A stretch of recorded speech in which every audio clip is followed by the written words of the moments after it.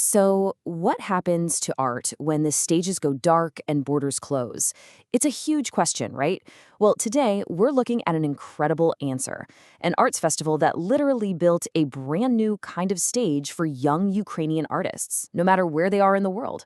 Every day I die, but for the people, I am still alive. Just let that sink in for a second. These are the words from a video submitted by one of the young participants. It really sets the stage, and it's a powerful reminder of the reality these artists are creating in.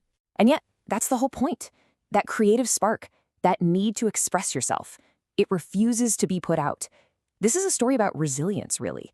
It's about finding your voice when everything is trying to silence you. So, what was the solution? It's this amazing initiative called the Canadian Ukrainian Children's and Youth Creativity Festival, also known as the Toronto Festival. And its whole mission was to create that stage without borders. This poster here represents a joint Canadian-Ukrainian project, and its goal was super clear: support young artists and their teachers, whether they're still in Ukraine or displaced somewhere else, and just keep that creative community connected. So what is it exactly? Well, it's a completely online festival, and that is the key. It just erases physical barriers. All you need is a way to record your performance or snap a photo of your art and an internet connection to send it off to a professional jury. Simple as that. And they made the process so accessible. It's a two-tier system. First, there's a totally free technical check. Someone from the festival just makes sure your application is right and the video or picture file actually works. No fee, no risk. It's only after you get that green light that you move on to the second part, the official jury evaluation. And the fee for that official evaluation? Just 190 Ukrainian hryvnia. To put that in perspective, that's about $5. A price like that makes it obvious this was never about making money. It's about making it possible for everyone to participate. And you know what happens when you make something that accessible?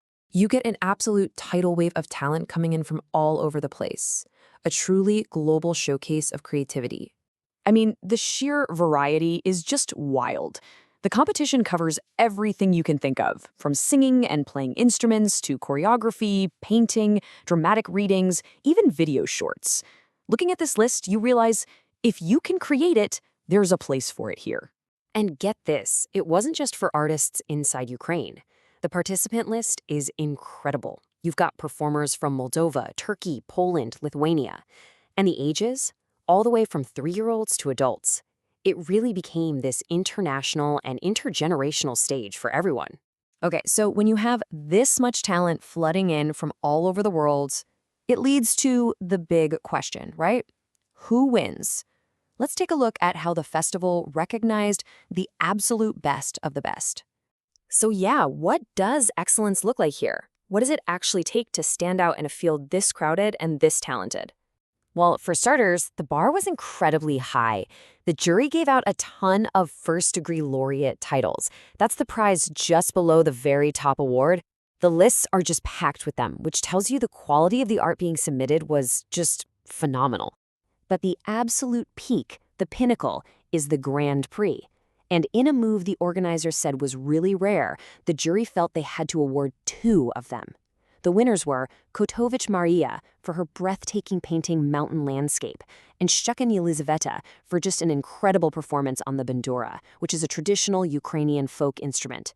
2 top prizes. That really speaks to the level of talent they were seeing. But you know, this whole thing was designed to be about so much more than just winning a contest. It was built from the very beginning to have a much deeper, more lasting impact. Because participants get something much more tangible than just recognition. They receive an official Canadian Standard diploma, and as it turns out, that's a real game changer.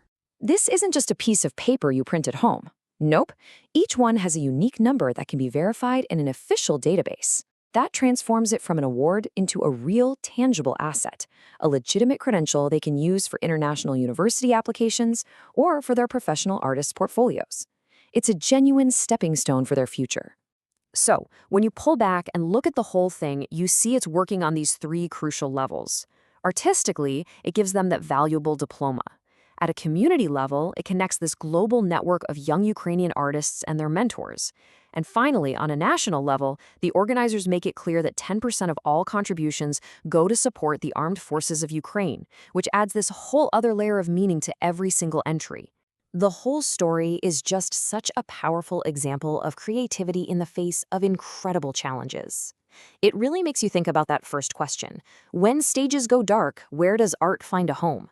Well, the Toronto Festival seems to suggest that with a little bit of ingenuity, art can build its own home online, a stage that's open to everyone, everywhere.